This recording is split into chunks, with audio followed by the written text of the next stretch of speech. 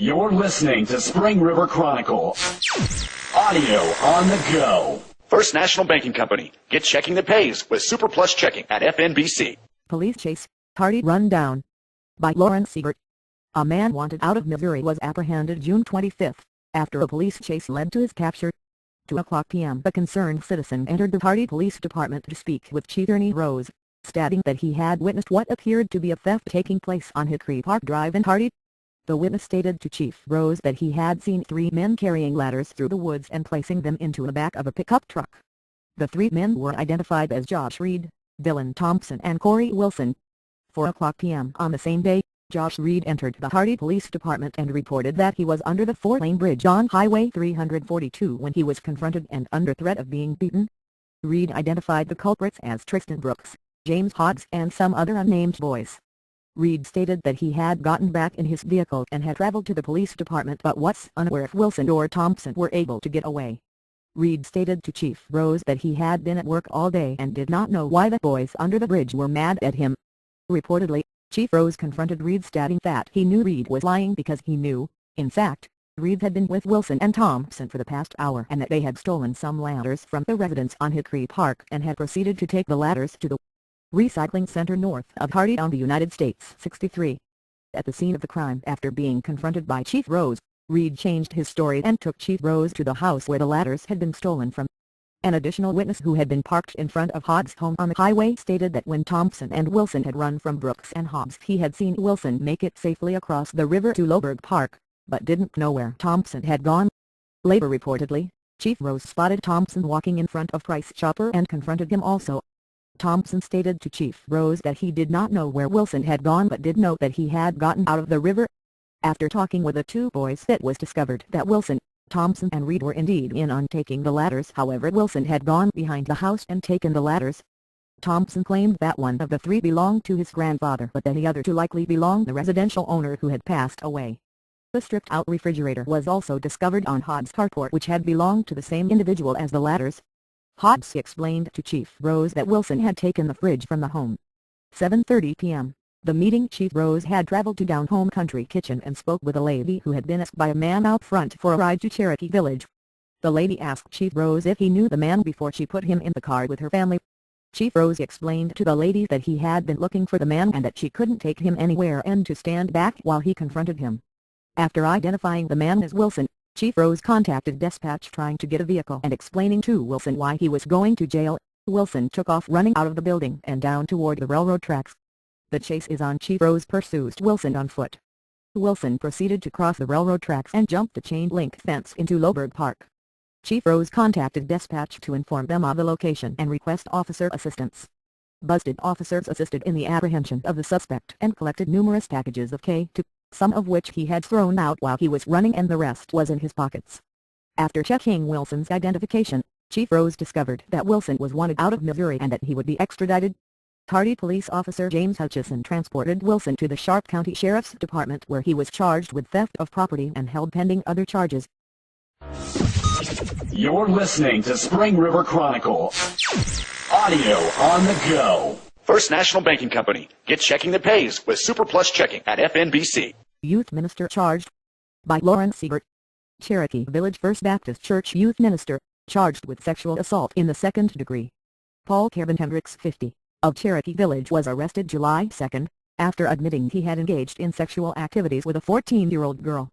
Reportedly, Island Police Chief Jeremy Stevens contacted the Sharp County Sheriff's Department investigator, Detective Ken Guidry, in reference to a possible molestation victim that had come to his office. Detective Guidry interviewed a minor and her mother about the incident that took place on the evening of June 27, after Hendricks had lured her into a kitchen area at the First Baptist Church in Cherokee Village where she was attending church activities. After Hendricks lured her into the kitchen area to talk, she stated that they did talk for a short while and then he placed his hand in an inappropriate location. The victim stated that this happened until she was able to push his hand away. Once she was able to remove his hand, he made a second attempt. However, she was able to push him away and escape. Reportedly, Hendricks attempted to call her to come back but she continued to walk away. Later, while a minor was waiting for her ride, Hendricks approached her outside and began speaking with her as though nothing had happened. Detective Guidry was contacted by Arkansas State Police Special Agent Wendell Jims, who advised that he had been contacted by Hendricks and advised of the allegations made against him. S.A. Jins and Detective Guidry met with Hendricks. Although Hendricks had not been questioned about the incident, he offered up that the allegations were false. S.A. Jins advised Hendricks of the procedures that would follow and in the case such as this, and also advised that he might be offered a polygraph to aid in clearing himself of the allegations. Hendricks stated that he would be very willing to submit. S.A. Jins and Detective Guidry then contacted the victim's mother to have the victim returned to the Sharp County Sheriff's Department for an additional interview. The item of clothing that Hendricks had reportedly touched was retrieved from the victim's home for the purposes of touch DNA.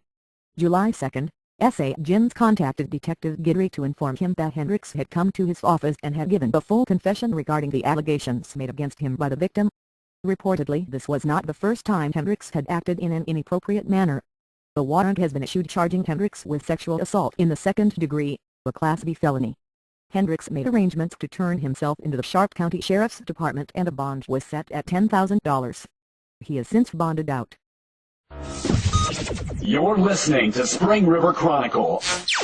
Audio on the go. First National Banking Company. Get checking that pays with Super Plus Checking at FNBC. Eagle Crest, moving forward with culture change. By Lauren Siebert.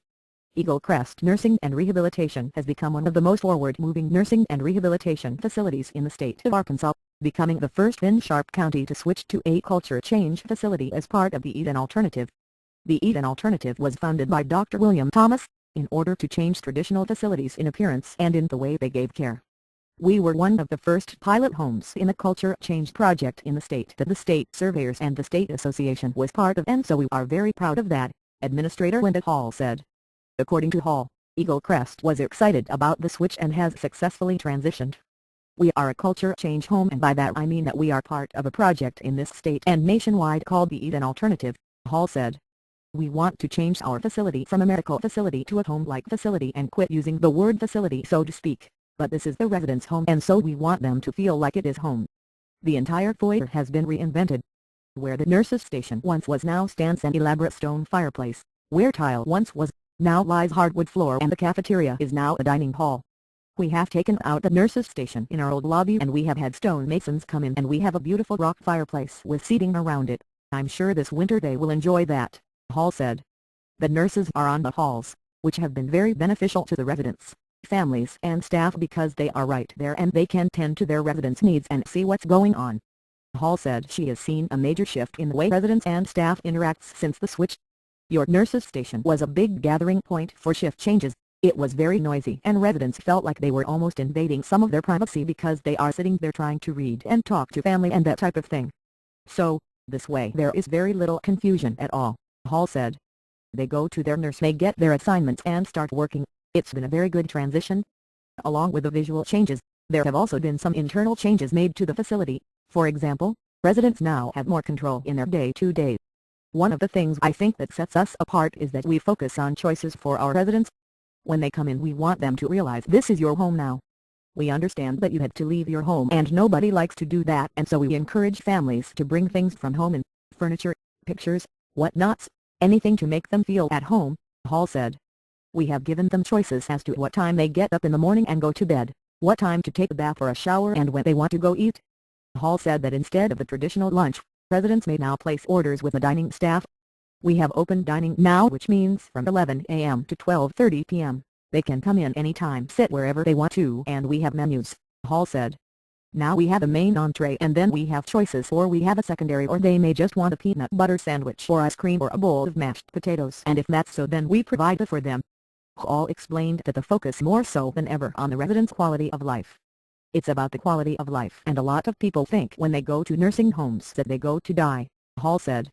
We feel like you come to extend your living, and we want to make sure that every day is a special day and that every day is a day of living, and it's a blessing to us.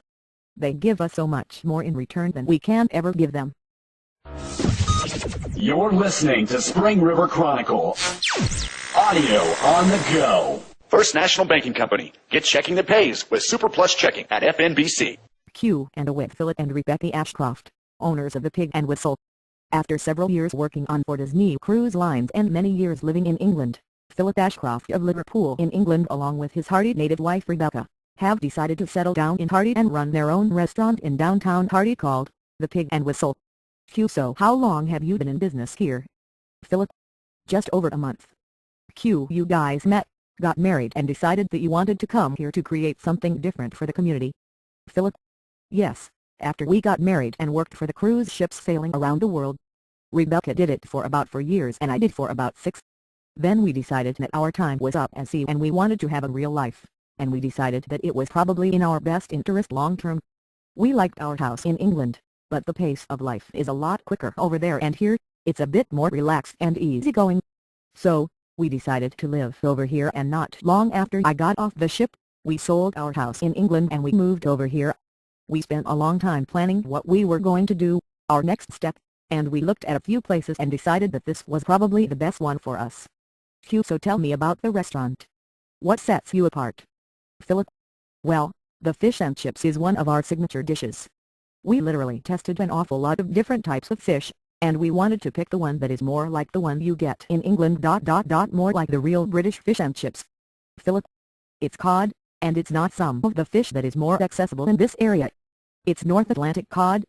Rebecca. And it's the other dishes as well, the shepherd's pie, and pastries. Philip. We didn't want to sort of compete, if you like, and have the same things that the other restaurants do.